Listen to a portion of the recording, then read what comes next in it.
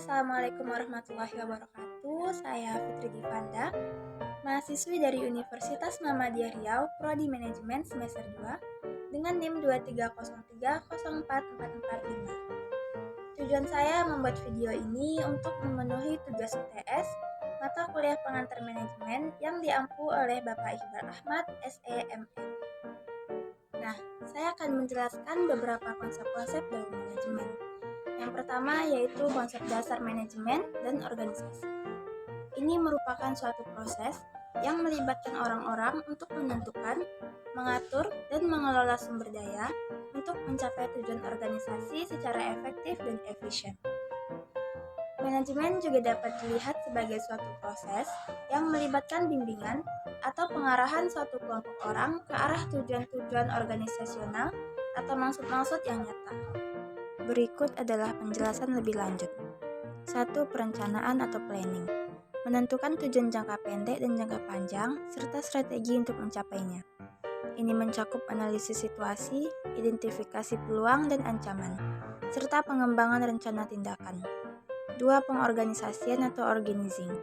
Menyusun struktur organisasi yang efisien, membagi tugas dan tanggung jawab, serta mengkoordinasikan aktivitas agar semua bagian bekerja harmonis dan menuju tujuan yang sama. 3. Pengarahan atau leading. Memimpin dan memotivasi karyawan, mengarahkan aktivitas, serta mengembangkan komunikasi yang efektif untuk memastikan bahwa semua anggota organisasi berkontribusi secara optimal. 4. Ada pengendalian atau controlling. Mengawasi kinerja organisasi, membandingkannya dengan rencana, dan melakukan penyesuaian jika diperlukan. Ini melibatkan evaluasi hasil dan implementasi tindakan korektif untuk mengatasi penyimpangan. Yang kedua yaitu manajer dalam manajemen. Adalah seorang yang memiliki peran penting dalam mengelola organisasi. Manajer harus memiliki kemampuan untuk memanajemen sumber daya manusia, metode, mesin, material, uang, dan sebagainya. Mereka harus memiliki kemampuan interpersonal yang baik untuk memimpin tim dan membuat keputusan yang tepat. Manajer juga harus memiliki kemampuan untuk mengorganisasi, mengarahkan, dan mengawasi kegiatan organisasi agar mencapai tujuan yang telah ditetapkan. Manajer bertugas untuk memastikan keseluruhan tujuan organisasi dapat diwujudkan melalui rangkaian kegiatan manajemen, baik yang bersifat fungsional maupun operasional. Mereka juga harus memiliki beberapa keahlian manajerial, seperti keahlian teknis, keahlian konseptual, keahlian berkomunikasi dan berinteraksi. Yang ketiga adalah tanggung jawab sosial dan etika manajemen. Kedua konsep ini sangat penting dalam organisasi bisnis. Tanggung jawab sosial mengacu pada kewajiban organisasi untuk berperilaku secara etis dan berkontribusi pada kesejahteraan masyarakat. Sedangkan etika manajemen di sisi lain mengacu pada prinsip-prinsip yang mengatur perilaku organisasi tersebut dalam interaksi dengan lingkungan sekitarnya.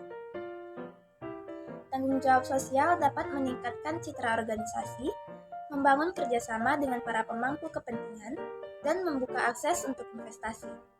Sedangkan etika manajemen memastikan bahwa organisasi berperilaku secara etis dan berkontribusi pada kesejahteraan masyarakat. Dalam konteks bisnis, tanggung jawab sosial biasanya dilakukan melalui berbagai program dan kegiatan yang bertujuan untuk meningkatkan kualitas hidup masyarakat serta menjadi agen perubahan sosial.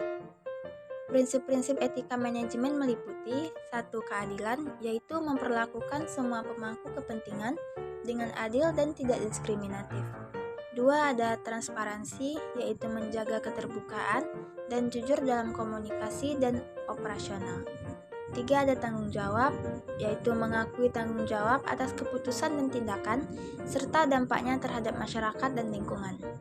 Lalu ada kepedulian, mempertimbangkan kepentingan dan kesejahteraan semua pihak yang terlibat. Yang keempat ada perencanaan dan manajemen strategi. Ini adalah proses yang penting dalam bisnis untuk mencapai tujuan jangka panjang.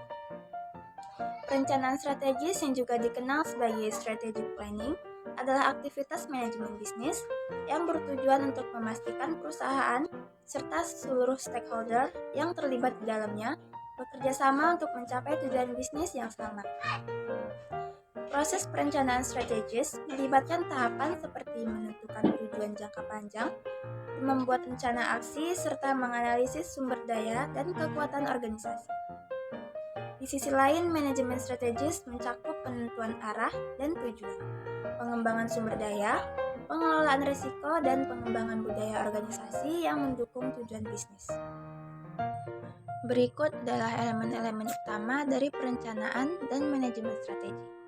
1. Visi dan misi, yaitu menetapkan visi yang menggambarkan aspirasi jangka panjang dan misi yang mengidentifikasikan tujuan utama dan alasan keberadaan.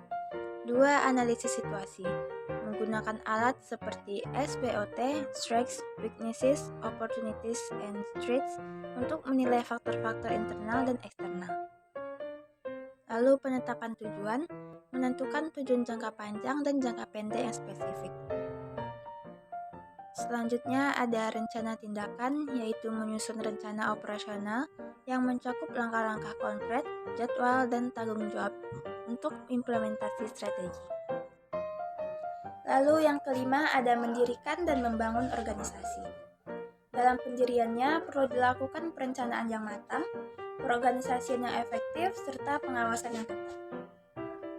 Tujuan organisasi harus jelas dan spesifik, serta harus memenuhi kebutuhan anggota dan masyarakat. Dengan demikian, organisasi dapat berfungsi dengan efektif dan efisien dalam mencapai tujuan yang telah ditetapkan. Lalu ada memperbarui organisasi. Perubahan organisasi dapat dilakukan melalui strategi manajemen yang melibatkan perubahan ukuran dan struktur organisasi, perubahan sistem administrasi, dan introduksi teknologi baru. Faktor eksternal seperti ekonomi dan kebijakan pemerintah juga dapat mempengaruhi organisasi tersebut. Berikut adalah langkah-langkah utama dalam mendirikan organisasi. 1. Penentuan tujuan dan visi. 2. Riset dan analisis. 3. Perencanaan. 4. Legalitas dan administrasi. 5. Pengelolaan keuangan. 6. Pengembangan tim. 7. Implementasi operasional. Dan 8. Pemasaran dan branding. Perencanaan dan manajemen strategi yang efektif memungkinkan organisasi untuk tetap kompetitif, responsif terhadap perubahan lingkungan, dan memastikan penggunaan sumber daya yang optimal dalam mencapai visi dan misi mereka. Secara keseluruhan, konsep-konsep ini saling berkaitan dan penting untuk keberhasilan sebuah organisasi.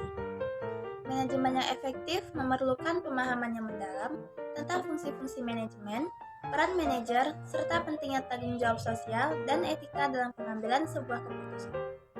Perencanaan strategis dan pengelolaan sumber daya manusia juga merupakan elemen kunci untuk memastikan sebuah organisasi tersebut dapat beradaptasi dan tumbuh dalam lingkungan yang terus berubah.